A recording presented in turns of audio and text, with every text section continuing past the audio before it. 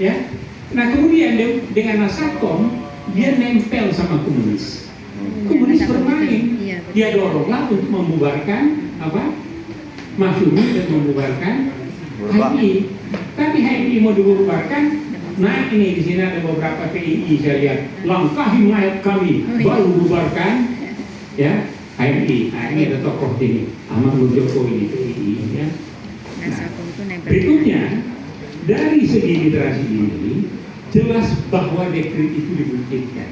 Nah sekarang pertanyaannya, hari ini kita apa iya perlu dekret presiden di maju itu? Nah ini saya menulis buku tapi tidak semua dapat karena ini semacam juga kasemu nih kader sebulan ya ngebut Peter Beck melakukan itu untuk kalangan Kristen dan nasionalis kiri dulu ya kasemu namanya. Ini juga ini 2 malam jadi malah salah masuk nanti betul ya. Jadi kalau slide yang kedua itu adalah optimasi hubungan. Nah, di sini kita lihat ada dekret Presiden 5 Juli tadi dilakukan. Di dalamnya kembali kepada Undang-Undang 45 asli. Kemudian ada Piagam Jakarta dan kemudian inilah nilai-nilai luhur yang ada di Piagam Jakarta merupakan cikal bakal dari Pancasila yang menghilangkan 7 kata karena dari timur katanya nggak setuju kata seorang perwira Jepang. Bung Hatta sudah menyampaikan, tapi umat Islam berbesar hati walaupun majority dia tidak menekan minoritas. Maka lahirlah Pancasila yang oleh Mr. Jokowi dideklarasikan pada rezimnya, yaitu lahirnya Pancasila sebagai 1 Juni. Enggak benar. 1 Juni itu pidato presiden, yang pidato itu banyak. Ada pakar, paling pakar di dalam dunia ini, Muhammad Yamin.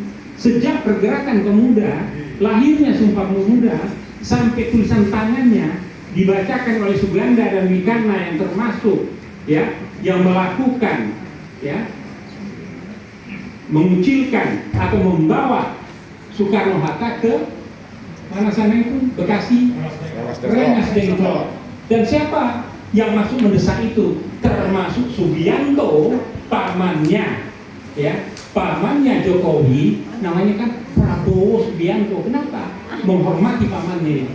Pamannya ini anak kedua. Paman Prabowo, bukan Jokowi. Prabowo Subianto, pamannya.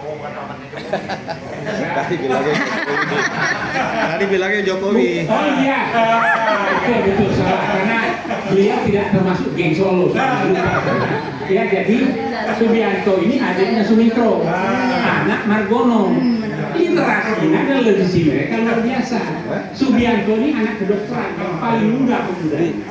Kemudian dia pindah ke sekolah tinggi Islam di kantor Masumi, kuliahnya di kecil. Oke, lanjut ya. Nah, jadi dengan demikian, dekret Presiden 5 Juli, ada Pancasila, ada Piagam Jakarta, mudah-mudahan ini bisa diterima. Karena apa? Hanya itulah politik saja. Ya. Nah, dengan demikian, maka sesuai tulisannya Dr. Abdullah Mahwa, kita harapkan lahirlah Indonesia berkah atau Indonesia emas dengan kembalinya kepada Undang-Undang 45 asli. Nah sekarang coba kita lihat pakai SWOT analisis karena ada sekolah apa Partai Masumi ya, politik ya, jadi belajar manajemen. Saya katanya ditugaskan untuk materi. Coba kita lihat SWOT. Coba kita lihat apa kekuatannya daripada dekret.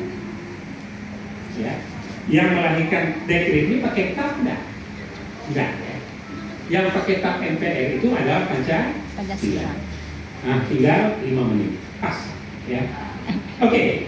Kemudian bagaimana kelemahan? Kelemahannya demokrasi sipil yang aroma merah. Ya. Nah, di sini Nahdien ikut ke sana. Yang satu komunitas Masyumi dan sebagian besar rakyat di sepanjang Republik ini. Setelah itu apa lagi? Adanya ancaman Nasacom, liberal dan PKI gaya baru. Ini Taufik Baudin termasuk ini. UI Watch ya, termasuk juga Nah, Republik ini menuju kemerdekaan dengan para syuhada keluarga. Nah, lain dengan kondisi sekarang. Nah, sekarang kenapa kita harus kembali? Kenapa kita harus dekret kembali Undang-Undang 45 2045? Satu, kondisi negara dalam keadaan darurat. Geng Solo telah melakukan kerusakan psikologi, moral politik, psikologi politik, sejarah, konstitusi poranda, hutang besar, lingkungan rusak. Tidak hanya lingkungan ekosistem lingkungan, tapi ekologi politik rusak dan juga ekologi keluarga rusak juga. Nah, karena itu mungkin secara khusus dan kecil ya, nanti kita harapkan kita sampaikan kepada pemerintah untuk diperlukan segera perlu ini. Kenapa? Kalau ada didekretkan, ada jalan lain. Resapel kabinet, buang itu yang berbau-bau bahlul ya, yang berbau-bau BTL ya, berbau macam-macam baksos ya, karena ada politik getong babi, ada politik sandera ya, ini yang terjadi. Nah, jadi yang penting adalah bagaimana kepribadian dan perilaku politik itu mengacu kepada preambul dan dasar negara Pancasila.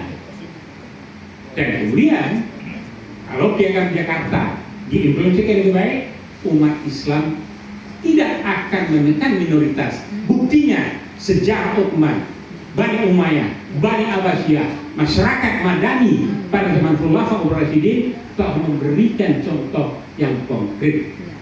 Nah, makanya yang begitu tokohnya rabinya kan kembalikanlah khalifah, susah kan ini ya.